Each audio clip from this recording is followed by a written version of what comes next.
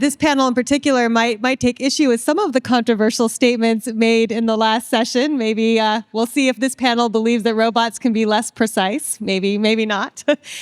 So let me introduce myself first. I'm the Richard Weiland Professor in the Department of Mechanical Engineering here at Stanford University and a member of the Executive Committee of the Stanford Robotics Center, also a Deputy Director of the Wuxi Neurosciences Institute, which in particular connects to medical applications. And I'm also a science fellow at the Hoover Institution, so I've been excited to hear many of the comments related to robotics and policy happening so far. And so given that many of my own research interests lie in medical robotics, both surgery and rehab, I'm really delighted to introduce and moderate this illustrious panel. So I'm going to start by introducing one of you. Start with Bill, and then we'll do Kat. Can I call you Kat? Okay, and then Rich at the end. And after I introduce each one of you, I would like you to spend just a few minutes telling the audience about your path, right? I think getting into this field of medical robotics, you can come at it from many different angles. And so after I introduce you, I'd like you to tell the audience about how you got to where you are in your career today. So I'm going to start by introducing Bill. Bill Townsend founded Barrett in 1988, where he's the CEO today. He designed the WAM arm, WAM standing, I believe, for whole arm manipulator, back in 1987, when he was a student under Professor Ken Salisbury at MIT at the time, now at Stanford. And this WAM arm was the first haptically enabled robot arm. They've recently launched more advanced WAM arms, and in 2019, Bill started Barrett Medical, which has a gearless puck-driven robotic arm named BERT, and that's designed to accelerate brain plasticity for recovery from neurological injuries such as stroke, traumatic brain injury, spinal cord injury, multiple sclerosis, and Parkinson's. And since 2019, there have been a few hundred BERT systems installed worldwide.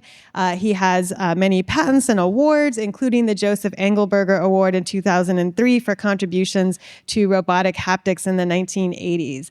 So, Bill, if you could tell us a little bit about your path in the field, and then we'll move on to Kat. Okay. Well, thank you so much.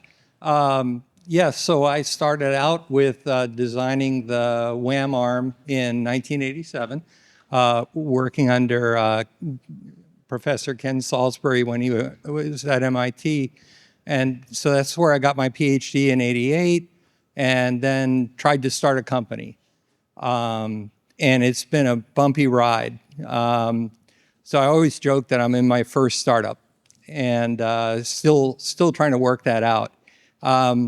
So I started out with seed funding from a person named Barrett, and that's where the Barrett name came from. I ended up marrying her later. She paid for the rent in our studio apartment, so I honored her with that.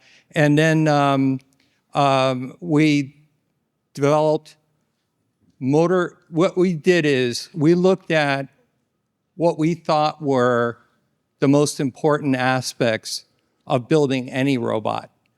And the two most important aspects that I could think of this is for a multi-joint robotic arm or robotic leg. And the two things that came to mind were the mechanical transmissions, which were then mostly are all gear driven, including harmonic drives or gears. So they all have backlash and friction and all these problems. So we tried to develop an alternative, which were cable drives. And Ken Salisbury got me started on that, and I never stopped. We've also looking at what were the core ingredients of a robot in terms of the drives is the drive electronics. And I got help from several people, some people here, mostly Gil Pratt, pulled me aside and said, the way it's being done now is just all wrong. you really should go in this completely different direction. And so we did, and came up with something called the puck, which is a motor controller that does very smooth actuation. So with that, we were able to put together, take all that technology and put that together more recently to form BERT. BERT was another person that was near and dear in my life. He was my mentor for about 20 years. He died in his 80s, and so we wanted to honor Bert. And now we call it the Barrett Upper Extremity Robotic Trainer for rehabilitation. So I'll pass this along. Thanks. Actually, I'll introduce Kat and then have, I'm hoping at the end you'll stand up and show people what you're wearing as well and have you tell us about your path. So Kat Zeeland is the founder and CEO of Skip, which is the first, it could be called an e-bike for walking. It's an ultralight exoskeleton that could be a beautiful, intuitive, and transformative product that can help 1 billion people to be more active and healthy. Inspired by wanting to help her grandmother, she started this wearable robotics project aiming to help people move. And after a few years of developing underlying tech and narrowing the product market fit while she was a general manager at Google X, the company spun out to become a startup called Skip. Please. Well, thank you. It's great to be here. Thanks for having us. You asked a bit about our backgrounds. I started as a theoretical physicist. And I think that's really important because they say that founders have to be very naive about how difficult something is. And there's nothing like a theoretical physicist to say, oh, the physics now work for motors and batteries being light enough for exoskeletons to make sense. The rest is just engineering. Like, how hard can that be? That was about 7 or 8 years ago, and the answer is very, very hard. But yeah, so I got into this field while at Google X, which I think is like a strong tradition of lots of robotics projects that are going after really big things. And I was interested in aging in general. And it just felt like it's such a common problem where people lose mobility as they get older. And all of the solutions available just suck, you know? For example, falls are a huge problem, right? Like often that can be the start of someone really struggling and going downhill. And the best solution we have for falling right now is after your loved one has already had a fall and is lying and needs help, you'll get a helpful text alert to say, congratulations, someone you love is probably in severe trouble. And it's like, really? Is that the best that technology can offer? You know, something that's so kind of life-changing for some people? So that was sort of what motivated me to get into this. For a bunch of obvious reasons, we haven't started with, you know, people who are very mobility constrained. And I think we're taking a similar approach to a lot of people were talking about in the last session around how do we make something more general, right? So for a long time, I think exoskeletons in particular have been very condition specific, right? So someone will work on a solution for spinal cord injury or for stroke rehab. But by nature of these projects often being quite small, you have a problem where the gear ends up being really expensive. The solutions are sort of engineered for a particular user group, but hard for anyone else to leverage. Sometimes you'll have someone who wants to do their PhD in robotics controls will have to spend the first 4 years just building a new piece of hardware. It didn't feel very scalable. So we said, okay, what would it look like to actually help 1 billion people move, right? Like that's a number of people with movement disorders. We're going to need a real platform approach where we use the same electronics, the same motors, as much of the same hardware, and the same kind of platform approach to the software and the data collection, but then have an ability to do that sort of fine-tuning to individual conditions or needs as needed kind of at the last step. And by doing that, we might get the scale to bring the price down and really make these things accessible and universal. So our first product, which I can stand up, but you might already be able to see it, is this. We call it the Mogo. We're positioning it like an e-bike for hiking because one problem people have is they might be a bit nervous about wearing robotics. They might be a bit self-conscious about having a medical need. But I don't know if anyone else is like this. My dad is in his 70s, loves his e-bike, right? Like will rave about this new piece of gear. And so starting in recreation allows us to tap into people who are excited about new technology and kind of want to show it off, while giving us all of the data with lots of different people and variable. What's great about hiking is like you've got to step over rocks and logs and get a lot of variation in our data sets. And so one of the things I'm proudest of as a company is that we've had hundreds of different users now wear our products. And so that's allowing us to build towards kind of a future where we're going away from these very specific conditions and into something more generalizable. Great. Thank you so much, Kat. And then our last panelist is Rich Mahoney. Rich is the Vice President of Research at Intuitive Surgical here in the Bay Area, where he leads technology research and translation efforts for future solutions. He has more than 30 years of experience managing early-stage robotics technology to commercial viability in the fields of healthcare, consumer, and industrial markets. Previously, before he came to Intuitive Surgical, Rich was CEO and founder of Seismic, a spin-off venture from SRI International, which introduced powered clothing, a fusion of clothing and robotics that physically augments power and strength to enhance mobility. Rich, I'd love to hear more about your path. Thank you, Allison. Good morning, everyone. Thanks for the opportunity to be here this morning. I'll start off, I'll give the sort of the arc of my career, but I did start off early in my career in graduate school working on rehabilitation robotics. So I have a PhD in engineering from Cambridge University in the UK, and my work at the time was focused on how could we use robotics to as assistive technology, as therapy technology. There was a small research community throughout the world working in that area, mostly academic.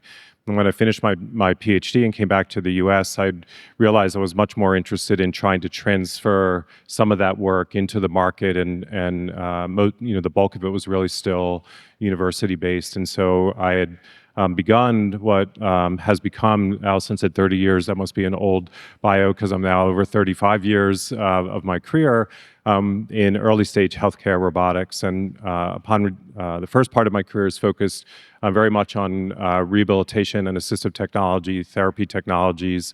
Probably the highlight there is I was the US GM of an Israeli-based startup called Motorica that brought a device similar to what Bill is focused on for rehabilitation and recovery of arm function following a stroke. It's a Rio robot. We were able to put about 400 of those robots on the market throughout the world. And from there, I moved from the East Coast and was recruited to be the head of robotics at SRI International. It was my move to California, where I did begin to expand and look more broadly in robotics. But of course, given that was the birthplace of Intuitive Surgical, the Da Vinci robot, we also were focused on surgical robotics. While there, I was able to see a number of companies spin out of that group, and we were responsible for creating the platform that was eventually transitioned to J&J and became the Verb Surgical today. And then for myself, I decided to leave SRI and do the startup Seismic. I'm very, very much focused on Kat's area and looking at mobility enhancement through wearable robotics based on some technology we had developed at DARPA under a DARPA contract.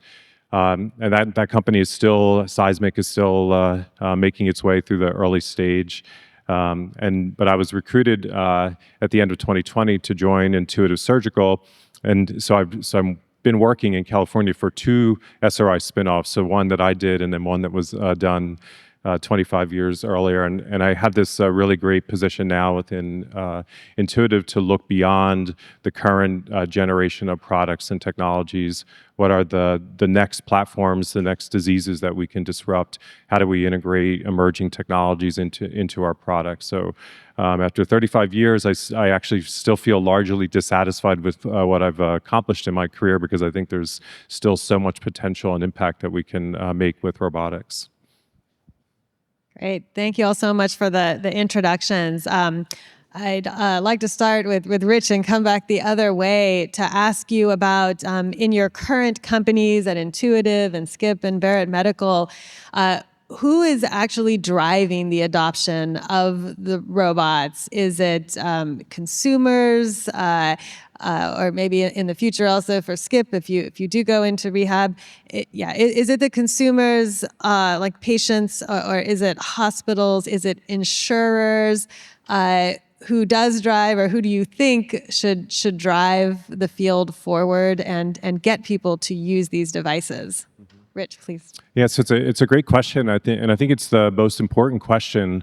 Like doing something that is worthwhile. I think we can all point to and want to point to technical solutions, technical problems that we could solve, but did that problem actually transition into the market? Did it bring value? And in the case of Intuitive, there is a general pull from surgeons for the Da Vinci products, and it's really around the ability to provide minimally invasive surgery to a high level of quality. So it is something that is driven mostly by surgeon choice, although the patients are absolutely involved in the decision making, but it's really the surgeons advising on the approach.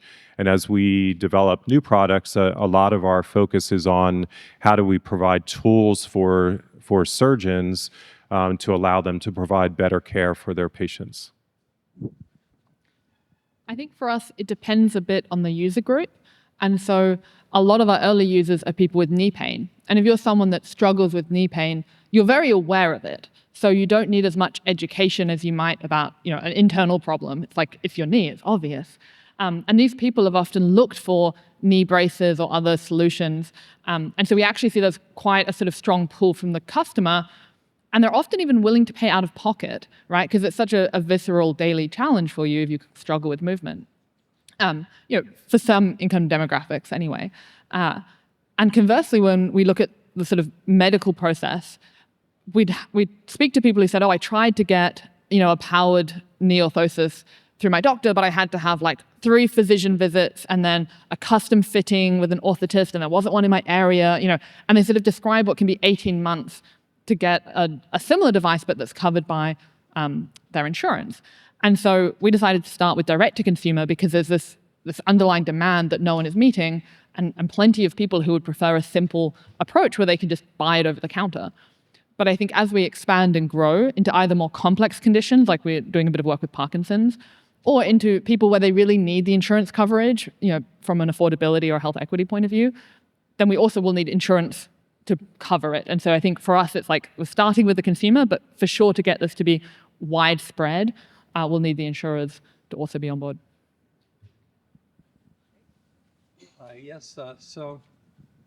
So I would say that it's really the therapists that are driving it in our business.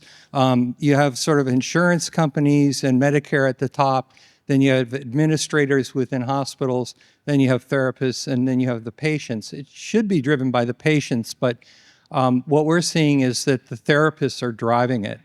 And what's interesting about it is that there's no insurance, and it's probably the same is true with Intuitive. There's no insurance path for this device. So we were told early on that, give it up because you will never sell one of these without insurance.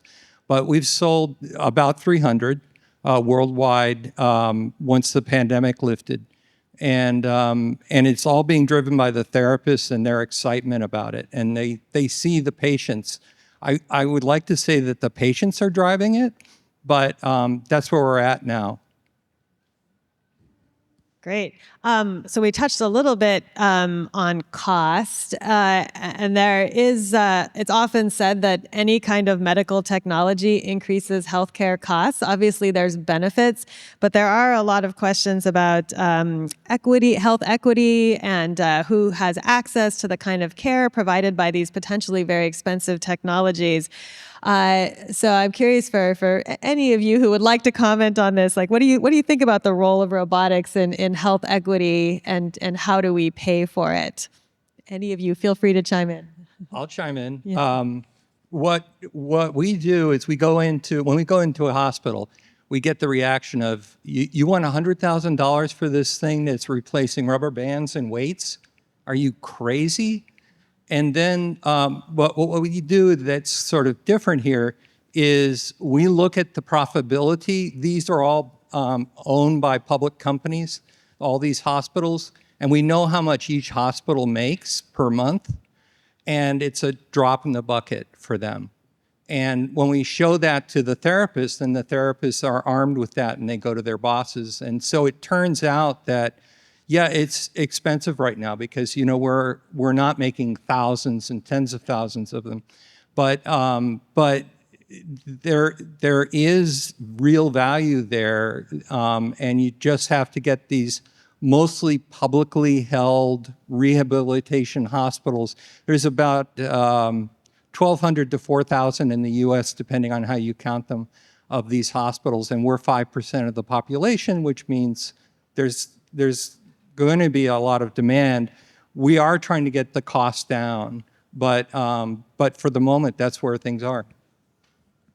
We're maybe lucky because we're working in areas where the alternatives are even more expensive, right? So we might be able to help someone delay knee surgery. So people who have knee pain, they're often getting replacements. And if you're on the younger side, you might need 2 or 3 replacements over your lifetime, which can be challenging.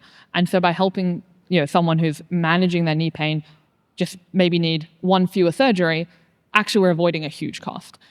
As we grow into things like fall prevention, every fall that we avoid is an incredible saving to both the patient and the hospital. And we also think a lot about what does it look like for someone to be able to live in their home longer independently, right? So then you might be avoiding costs around needing either extra caregiving at home or potentially moving into a nursing home.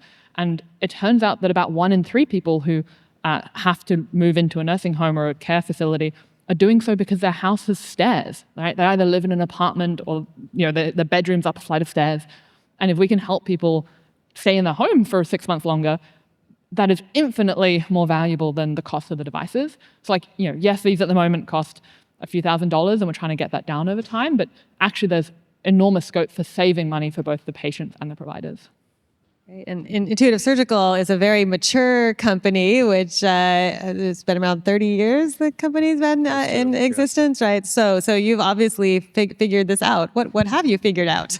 Yeah, and it's actually really interesting. And so the one of the biggest things, so if you just look at the cost of the robot, and this is true in the rehab work that I did, and it's true at Intuitive, is that the cost of the robot as a device, you're not selling that many of them. It is expensive, and when you come in and say, yes, would you like to buy this $100,000 robot to replace your 15-cent rubber band, like that's a bad starting point. But what happens and what you have to explain is that the robot is changing the way the care is being provided. So you have to create a conversation around how the change in care provides an overall benefit to the patient and to the economics of the care. And so in the case of rehabilitation, especially for arm recovery, the way reimbursement takes place for therapy, patients are not able to get enough engaged, repetitive arm movements from their therapists in order to gain the recovery that's possible. And so also the robot brings data collection, which allows you to track the recovery patterns. And if you can show that patients are still recovering, then you can actually get more reimbursement for that care. And so it's a way to drive additional reimbursement that they might not be able to get. And then you can also print out reports and save an hour of the therapist's time, and also have high quality reports that let you get a higher percentage of the reimbursement that you should be getting for the therapy care. In the case of surgery, it's the same thing. The actual surgical equipment might cost more, but you're delivering a type of surgery that reduces trauma for the patient, and you have a patient that is receiving a surgery. If they use another approach, like an open approach, that patient might have to spend 3 or 4 more days in the hospital. Many Da Vinci surgeries, they're going home the same day or the next day. They have less need for drugs following up. So the overall cost of care and the outcome of the care is greater. So there's a higher responsibility for understanding that and being able to document that. And I think for Intuitive, I just saw a slide, we're over 15 million procedures in the life of the company now. We've really become quite good at that conversation, and in particular, the number of hospitals that have more than one Da Vinci has grown considerably. There are hospital networks in the world that have between 400 and 500 Da Vincis built into their program. So I think that's the biggest thing, is that if you try to say it's apples to apples, you're going to lose, but you have to really be able to bring that larger understanding and picture of the market. Great, thanks a lot. So I'm trying to leave some good time for questions from the audience. I believe we have microphone runners out there. Do we have that? Excellent. So please raise your hand and hold it up high. And if we don't get you in the first round, we'll try to get you after. And if you're before we have the first person make their comment, I think we have Kevin Lynch over there. I'll just say that the point you made about these robotic systems ranging from surgery to rehab being methods for data collection is incredibly critical, not only for validating, but there was a panel on foundation models. How do we actually collect that data? It's amazing that we have these robots in practice that might be able to start informing some of these models. All kinds of interesting privacy issues and such, but there's a tantalizing idea there. So Kevin, were you the first one with the bike? Yes, thank you. And thank you for that segue. That was perfect. I want to call back to Kat's statement that if you prevent somebody from falling, that's a huge win. But if you induce somebody to fall, that's probably much more of a loss than the win of preventing somebody from falling. So you're all working in areas where the cost of a mistake can be quite high in liability. And so going back to what Allison just said, I want to call back to the previous panel on foundation models and ask whether foundation models are parts of any of your strategies, and if so, how? There's a lot in there, yeah. First on the safety point, this is like my worst nightmare, and I think it informs a lot of our product strategy. So we're starting with hikers and knee pain because that's a bit more robust, but that gives us all the data to then get more and more confidence in our models before we put them on more frail individuals. And then we pair that with data collections in hospital settings for people like living with Parkinson's. So that's definitely on our mind. And luckily to date, we've had 0 incidents. So great start.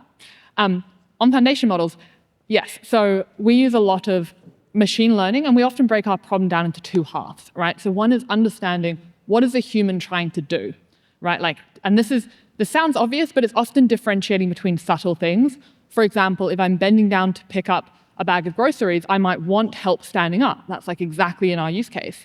But if you're bending down to tie your shoelace, the last thing you want is your pants trying to force you upright as you're trying to tie a shoelace. That's a terrible user experience.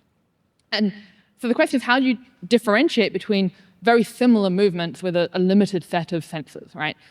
And for those problems, it's incredibly well suited to a lot of unsupervised deep learning methods because the data is kind of self-labeling, right? We don't, in the moment, know whether you're going to pick up a box or tie your shoelace, but after the fact, we know exactly what you were doing based on the sensors on the robot. And so we use a lot of deep learning methods, end-to-end models, et cetera, in that domain. But the second half of the problem is, okay, once we know what you're trying to do, what is the appropriate assistance to apply? In a very simple single joint model, that's how much torque do we provide for those movements? And that's where we're a bit more careful, right? Because that's where it could be jarring to a user if it provides more or less assistance than you would like. And so I think here we are building in more machine learning capabilities more carefully. So we're not yet using fundamental learning or anything like that in those settings.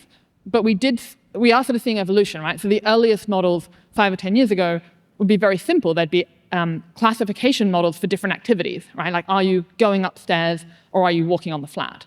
And so that was what we were doing about 5 or 10 years ago. And so you can collect a lot of labeled data on those and then provide known kind of talks and assistance things for those different known activities. The problem is that humans do a lot of weird movements that don't always fit into like a nicely defined set of activities. So we do now need continuous representations, even for these applied talks, but we can kind of layer those on more slowly, right? And so this is a lot of where our current R&D is focused, but we're much more careful because that is the half of the problem, which both has higher kind of safety risks, and we don't get as much easily labeled data, because the problem is as soon as you apply a talk to someone, they might move differently, right? So the data collection there is also slow. Whereas the first half of the problem, that's really about understanding human movement, tons of data, very well suited to more deep learning approaches. Okay. Any other comments about this? So the thing I could say for Intuitive is that the role of data is an important part of the product strategy, and in particular, if you look at the positioning of the Gen 5 Da Vinci that was released earlier this year, it really is around processing and the future opportunities for integration of data. I think focusing on generative AI or foundation models as the specific part of the roadmap might miss the point of just the broader opportunity of how you use data. Generative AI should be, and we are exploring and trying to understand exactly how that can be used as a tool to enable the strategy.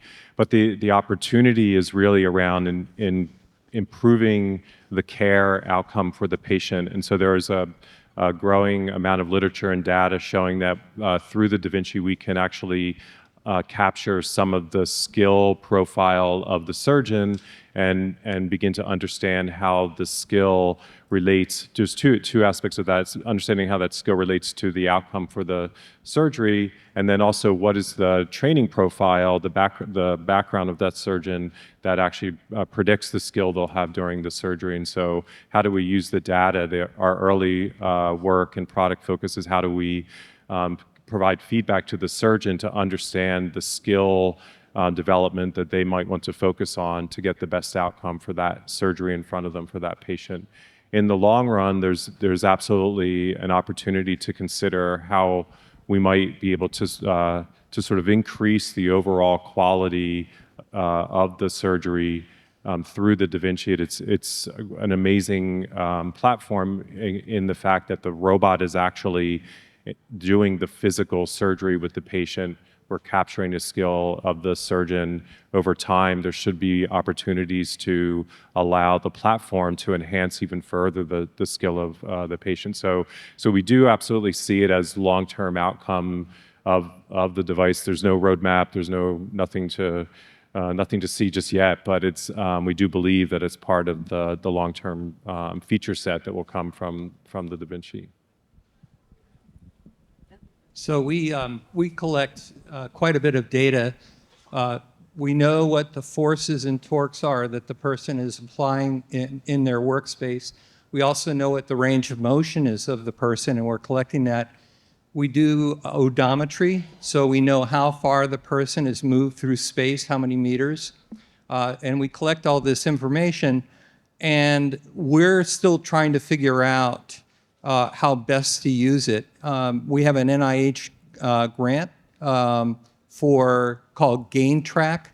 That's it's a proposal at this stage, but it's called Gain Track, and the idea is to be able to, in real time, give feedback to the therapist and to the patient. Great, thanks. Does someone else, does a second person have a microphone yet? Okay. Great. And by the way, so I'd like to try to get in a couple more questions, but we only have about 6 minutes left. So let's try to do a lightning round of 10-word questions and 10-word answers if we can do that. Please go ahead. I promise this will be very quick. It's very simple. I'm just curious. That's 10 words. You're done. No, I'm just kidding. Go ahead. I'm just curious, how do you have to adapt your mechanical designs of some of your robots for different human shapes, sizes, weights, or maybe their use cases, if they're maybe doing more hiking or if they're just elderly, rather than just doing it through software? Yes. I could stop there. Yes. So in particular, we've decided to not do full body weight support right now. And so we don't have actuators that are strong enough to really take someone who can't hold their own weight at all. So we've cut parts of the problem out, but that does leave us the ability to reuse a lot of the same components. I think as we scale, it's fairly trivial to swap out, we could have two sizes of actuator, right? So you can get a strong or a weak version. And so there will be kind of versions and flavors of the product in the same way that you might see cars that are built with, the same core engine, or maybe there's a single motor and a dual motor version of the engine, but they're using so much of the same componentry and all the different flavors of the cars, there's still huge economies of scale there. And so, we're focused on reusing as much as we can, particularly for the more expensive components, until we have economies of scale. But for sure, over time, the large use cases might get a little bit more optimized tweaking. Thanks. Any other comments on this one? Okay. I think the only thing I would add, and it's related to what Kat was saying, with Seismic, we really just had this view that people don't wear robots, they wear clothes. And if you think about when you go into the store, there's different sizes for your clothes, your inseam, so there's an element of what is the sizing that your clothes indicate, and then are there some additional measures that you have to think about for the robotic elements that you're integrating into the clothing. But I think that's the great thing about this a new, more lightweight clothing-like powered support that's coming, is it should be considered more like clothing, and you should be able to select it the way you select clothing. Yeah, so we, with our robots, we had a choice of going with something called an end effector robot or an exoskeleton. But, and we know that exoskeletons take a long time to set up because you're trying to match link lengths of the person to the robot. And so we went with end effector, and that way we have one size of robot that's able to adapt to everything from pediatric up to a very heavy male. Okay, thank you. Did we have another question out there yet? All right, if not, then I want to conclude with a question about what do you think are the biggest challenges, especially ones that you would like to see that are appropriate for coming out of universities? Maybe sort of what are your advice for the students in the audience about what research challenges need to be solved to help your industry? I'll answer. Talk to domain experts outside of academia. In our case, we have several therapists on board in our staff, and without that, what you want to do is make sure your research is going to be really important.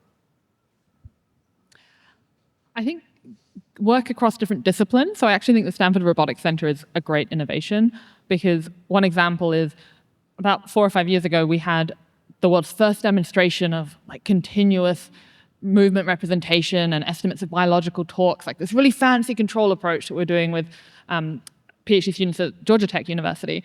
And we were all super excited about this. And then we put some, real users in the product, and we were like, what do you think? Expecting them to say something great about the controls. And of course, they complained about the Velcro. It's the number one complaint over our first 50 user tests was about the Velcro. And it's not to say that the PhD students in the controls engineering should have solved the Velcro problem, but how easy would it have been for us in that moment, as well as them, to pull in people from different disciplines and industries who will already have an easy, quick solution to something that would make our product so much better. So collaborate with industry, but I think even within your university context, the more you can get interdisciplinary teams going, I think everyone benefits. Yeah. How about for surgery? Yeah, so well, first off, I think a lot of times we're like, what can we do better? I actually think the universities are doing a great job of exposing students to surgical robotics research. There's so many great students that we see that become employees at Intuitive. One of the ways that we're able to do that is we have something called the Da Vinci Research Kit.